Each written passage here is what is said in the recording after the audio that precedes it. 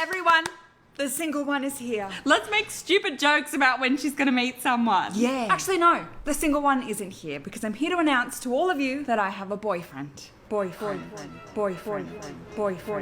Hannah. Well, you know what has to happen now. You're all gonna ask me a bunch of inappropriate questions about me and the relationship? You got it. Okay, first, what's his name? How did you meet? Where is he from? And how serious is it? When's he proposing? When are you getting married? When are you having babies? What's his salary like? How many people has he slept with? Is he good in bed? Mom! You have to test drive before you buy, darling. I did many times. Hey, with you, of course. Oh.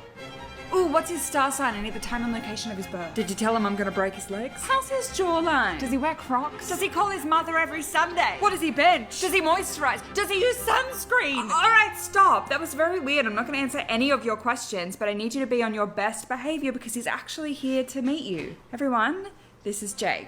Hello. Good luck. Hannah.